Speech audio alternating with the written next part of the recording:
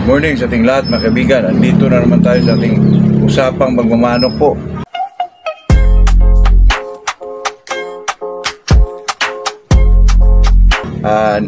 Last time mga kaibigan, napag-usapan natin yung about sa pusta. Mayroon palang ibang doon mga kaibigan, diskarte po pag wala talaga tayong pira. Itong itong parintahan natin yung manok natin, o dito uso po dito mga kaibigan yung pusta bilhin mo ng 2,000, pag manalo mag 4,000 po, wala nang kuha sa porsyento, automatic na yun mga kaibigan. At saka yung parintahan mo ng 500, wala na talagang bawas yun mga kaibigan, buo 500. Pero kung sakasakaling masugatan yung manok mo, ikaw na rin bahala magpalunas mga kaibigan.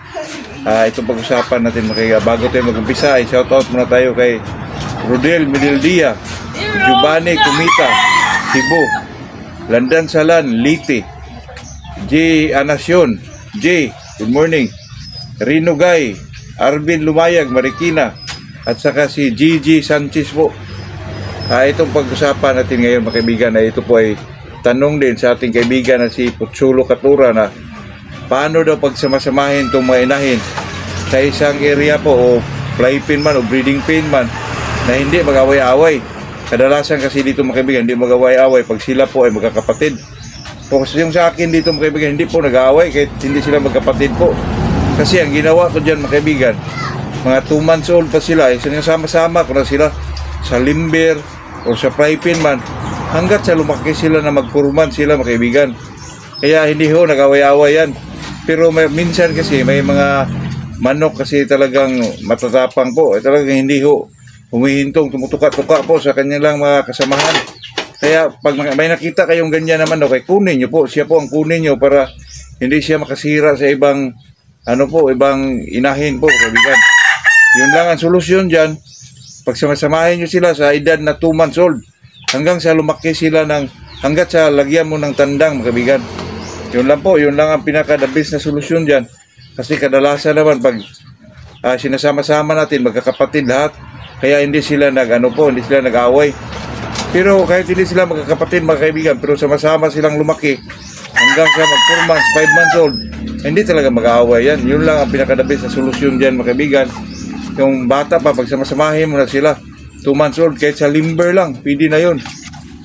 Kasi yung iba talaga, mag-breed sila, maglikom sila ng maraming inahin, ang problema nila mag-away-away. Pero pag sinasama-sama mo yan mga kaibigan sa edad pa na 2 months old, talagang hindi po mag-aaway mga kaibigan.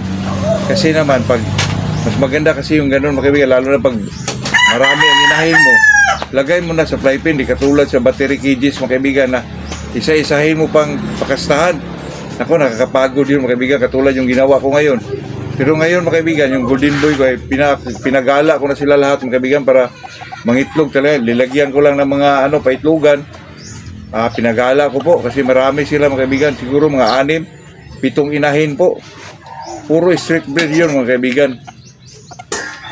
At saka medyo na lang yung natira sa atin sa golden boy po, 3 na lang. Kung talagang maubos ang slot na ito, wala na talaga, close na talaga. Kasi kinokontrol natin yan mga kaibigan. Medyo marami pa, 5K po. Kasi pag hindi natin kinokontrol natin dyan mga kaibigan, talagang tayo lang mag-suffer po. Mahirapan tayo kasi ang ipadala natin, yun talagang quality mga kaibigan. Kasi yung golden boy natin mga kaibigan, napakaganda po. At saka maganda siyang maglaban mga kaibigan, may estilo. Kasi yung mga golden boy kasi, may iba dyan, ground fighter po. Kalimitan, pero yung nakuha ko kay Busnuli mga kaibigan, yung nagpadala tayo kay Busnuli, di po, napakagaling. At saka sabi ni Busnuli, yung mga markings sa yun ay mananalo sa red, at saka na-testing din niya mga kaibigan. Kaya medyo nagustuhan ko yung golden boy po, lalo na pag may cross sila sa 5K. Napakagaling po, super ang mga palo mga kaibigan. Totoo yan, grabe, walang katulad po. Ganyan naman talaga, hindi naman sa atin lang, kahit sa mga iba dyan, basta may 5K talaga, lalo na pag nakakross mo si golden boy, kung maganda pa, kurmahan mga kaibigan.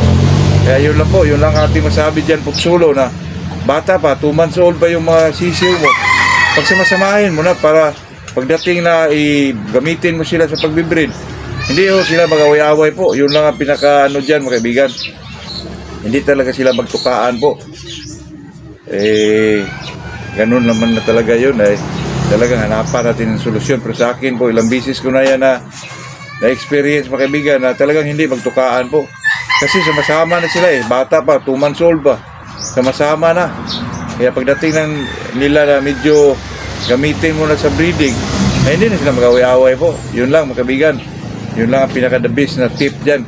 Pwedeng sundin, pwede rin hindi. Kasi tayo naman dito hindi naman tayo nagtuturo. At sa atin lang dito binigay din natin kung ano yung mga experiences natin dito sa pinakamaliit nating manukan. Pobreng manukan po. Yun lang mga kaibigan. Good morning sa ating lahat po.